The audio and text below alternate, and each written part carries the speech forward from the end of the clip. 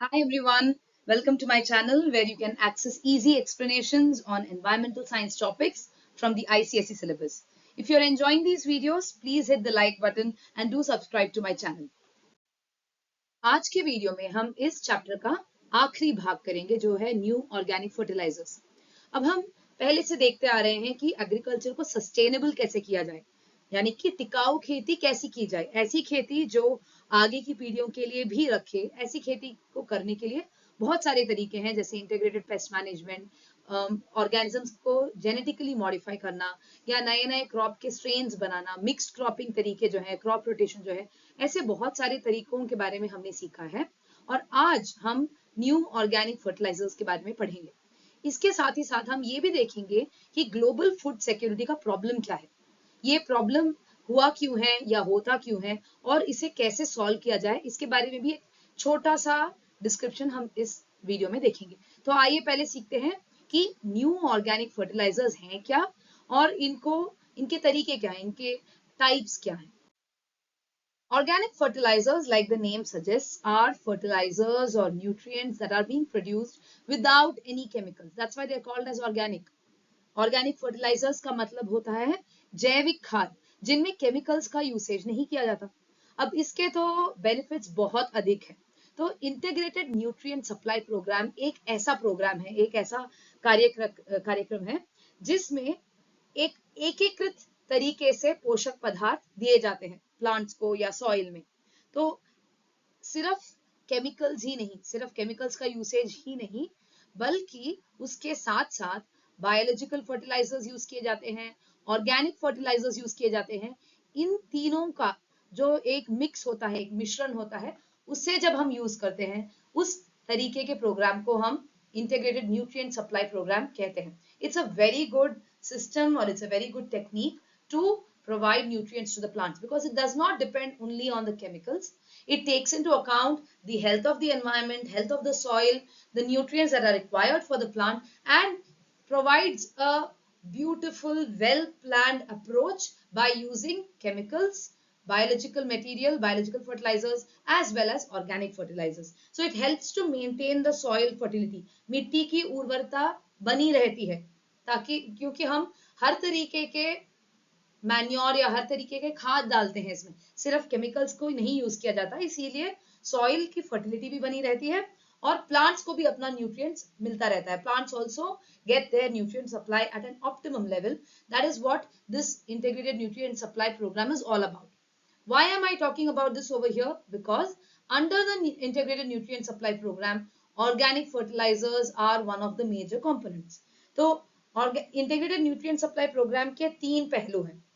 एक तो है that it provides a regulated nutrient supply to the plant, मतलब प्लांट को, पौधे को जो है या क्रॉप को जो है ऑप्टिमम ग्रोथ के लिए, बेस्ट ग्रोथ के लिए, ऑप्टिमम का मतलब है बेस्ट, तो ऑप्टिमम ग्रोथ जो है क्रॉप का, उसके लिए जो चाहिए, जितने न्यूट्रिएंट्स चाहिए या ज्यादा प्रोडक्टिविटी, मुझे ज्यादा प्लांट्स प्रोड्यूस करने हैं, हार्वेस्ट ज्यादा करना है, तो जो भी क्रॉप के ऑप्टिमम ग्रोथ के लिए जरूरत है वो दिया जाता है। हम लोग न्यूट्रिएंट सप्लाई को रेगुलेट करते हैं, हम डिसाइड करते हैं, हम मेंटेन करते हैं इस प्रोग्राम के द्वारा।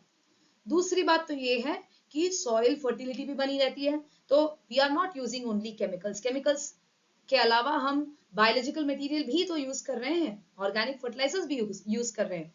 इस वजह से जो सॉइल की फर्टिलिटी है, सॉइल का हेल्थ है, वो भी अच्छा रहता है। इनफैक्ट कुछ केसेस में तो देखा गया है कि वो बेटर होता है दैन यूजिंग ओनली केमिकल्स।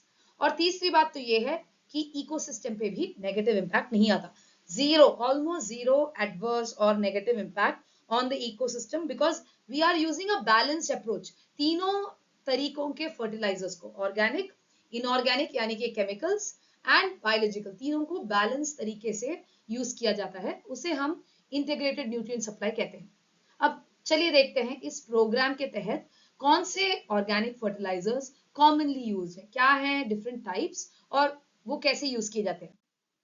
पहला तो है बल्की ऑर्गेनिक मैन्योर। अब इसका नाम तो आपको ऐसे ही सीखना पड़ेगा। सो ऑर्गेनिक फर्टिलाइजर्स के टाइप्स बता रही हूं मैं। पहला है बल्की ऑर्गेनिक मैन्योर, या फिर जस्ट ऑर्गेनिक मैन्योर लिखोगे वो भी चलेगा। ऑर्गेनिक मैन्योर मतलब खाद। सो बल्कि ऑर्गेनिक मैन्योर एक ऐसे तरीके का खाद है जिसमें डीकम्पोज्ड सब्सटेंसेस ऑलरेडी होते हैं, जिसके अंदर ऑलरेडी ब्रोकन डाउन सब्सटेंसेस होते हैं। हमने जो बड़े सब्सटेंसेस हैं, जो बड़े प्लांट्स थे या डेड इंसेक्ट्स थे, उनको ऑलरेडी थोड़ा ब्रेक डाउन करके दिया है, उसे बल्कि ऑर्गेनिक मैन्योर कहा जाता है। One very good example of this is farmyard manure. Farmyard manure बल्कि ऑर्गेनिक मैन्योर का एक बहुत ही कॉमनली यूज किया गया बहुत ही अच्छा एग्जाम्पल है फार्म यार्ड मैन्योर। इसको FYM भी लिखा जाता है। So this is made up of decompose substances. Decompose माने के ब्रोकन डाउन, जिसको ऑलरेडी ब्रेक डाउन किया जाता है, जैसे एनिमल डंग हो सकता है, वेस्ट हो सकता है, क्रॉप के जो लेफ्ट ओवर रेसिड्यू हैं वो हो सकते हैं। इन सबको हम थोड़े छोटे पीसेस में करके जो देते हैं उसे बल्कि ऑर्गेनिक मैन्योर कहा जाता है। दूसरा है बायो फर्टिलाइजर। इसमें हम माइक्रो ऑर्गेनिजम्स का यूज करते हैं। माइक्रो ऑर्गेनिजम्स यानी कि कीटाणु, बुरे वाले नहीं, अच्छे वाले। ऐसे भी कुछ माइक्रो ऑर्गेनिजम्स होते हैं जो प्लांट्स के ग्रोथ को एक्चुअली हेल्प करते हैं। तो हम उनको ग्रो करके, उनको ड्राई करके, पाउडर करके अप्लाई कर सकते हैं। उसे बायो फर्टिलाइजर कहा जाता है because they are very good for the growth of the plants and they are microorganisms. Please remember, these are beneficial microorganisms, not harmful. They are helping the soil, they are helping the plant. The third one is green manure.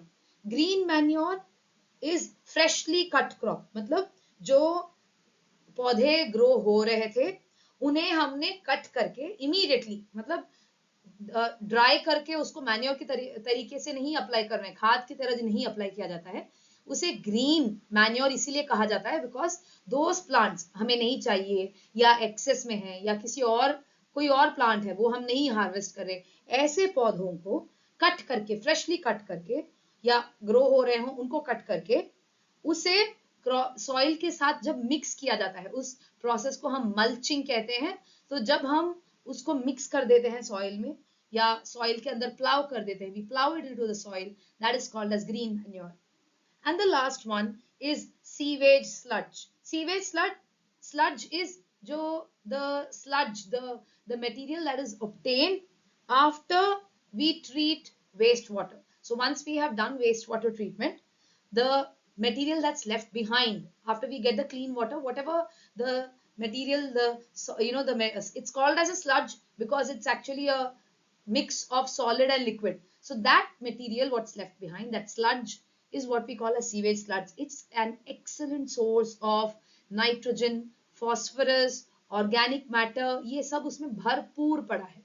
Nitrogen, phosphorus, organic matter, all these are provided or all these are present in very high quantity, and so it's an excellent option for an organic fertilizer. Sewage sludge का मतलब है कीचड़ का जो मल होता है, पानी के क्लीन करने के बाद जो वेस्ट वाटर आता है हमारे घरों से, इंडस्ट्रीज से, उसको हम एक बड़े ट्रीटमेंट प्लांट में ले जाते हैं। वहां जाके पानी को सेपरेट किया जाता है, पानी को शुद्ध किया जाता है। जो पानी है उसे हम यूज करते हैं बाकी चीजों के लिए, लेकिन पानी को ट्रीट करने के बाद जो नीचे जो मटेरियल रह जाता है, जो रह जाता है, उसे स्लज कहते हैं, जो मल रह जाता है।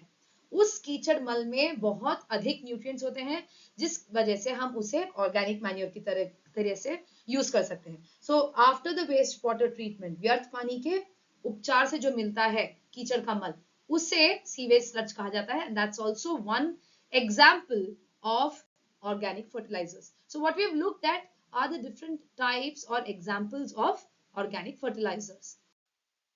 The last point that we will be looking at for today is global food security. See, the thing is that across the world, globally, when we see, there is an uneven distribution of food. There's an imbalance. There's an imbalance in the amount of food that's available. So food is not being distributed in a uniform manner. There is definitely an imbalance. There is definitely an uneven distribution of this food worldwide. I'm talking about not only in one country. Because of this, it leads to a problem of global food security. So this is mainly because of the increasing population. तो global food security जो है ये एक ऐसा problem है जहाँ पे खाद्य का असंतुलन है. There's imbalance in how much food is available. इसका main reason तो जनसंख्या है, the population. बहुत ज्यादा population है और world wide distribution of population भी इवन नहीं है। कुछ जगहों में फूड का एक्सेस बहुत अच्छे से मिल जाता है, कुछ जगहों में बहुत सारे लोग they go hungry. So this uneven distribution is what we call as the problem of global food security. Food security नहीं है, मेरे पास ये security नहीं है कि कल मुझे food मिलेगा या नहीं. That's what is called as global food security. Or insecurity. The problem is food insecurity. Lack of a continuous access to enough food so that a person can live a happy life, an active life, a healthy life. That's called as food security. Food security का मतलब है इतना food मिले एक person को या इन a population एक जगह में, और वो भी कंटिन्यूसली मिलता जाए, कंसिस्टेंट एक्सेस हो उनको, ताकि वो अपनी जिंदगी बिता सके विदाउट एनी ट्रबल, एक्टिव हो, हेल्दी हो। उतना फूड मिलना चाहिए हर किसी को, लेकिन ये होता है नहीं। That's why it's called as a problem of global food security, क्योंकि जनसंख्या बहुत ज्यादा है, कुछ जगहों पे अवेलेबल है, या जो जो डिस्ट्रीब्यूशन है, जो वितरण है, वो असमान है, it's not properly distributed. That's the problem. अब इसके लिए जो फूड एड ऑर्गेनाइजेशंस है, there is a role of food aid organisations in ensuring that this kind of food insecurity does not happen, to ensure that the global food insecurity does not happen, to make sure that everybody gets the food, everybody gets nutritious food. ये काफी नहीं है कि खाना मिले, ये भी जरूरी है कि खाने में जो न्यूट्रिएंट्स हो, जो पोषण हो, वो सही हो। सो फूड एड ऑर्गेनाइजेशंस जो हैं वो क्या करते हैं कि एक जगह से लेके जहाँ पे बहुत ज्यादा हो, जहाँ पे बहुत अधिक हो, ये संगठन वहां से फूड को एयरलिफ्ट करके या शिप करके ऐसे जगहों पे, ऐसे कंट्रीज में लेके जाते हैं जहाँ पे कम हो। So basically shipping from the countries which have a surplus, which have extra, to places where they most need food. That's what these food aid organizations do. And this also helps to fight the deficiencies, micronutrient deficiencies in people. So global food security is not just about getting enough food, it's also about getting nutritious food, getting the right type of food. So global food securities can be nullified, or they can be we can have a secure global food scenario if we are able to ensure that the food distribution is happening evenly. Food का जो distribution है वो अगर equal हो या balanced हो, तो ही हम ये कह सकते हैं कि ग्लोबली फूड सिक्योरिटी अब आ गया है। So with that, we have come to the end of this chapter. Thank you for bearing with me. I know we have not been able to upload videos as often, but thank you for being so patient and listening to the entire video. I hope it was helpful to all of you. See you all in the next one. Thank you.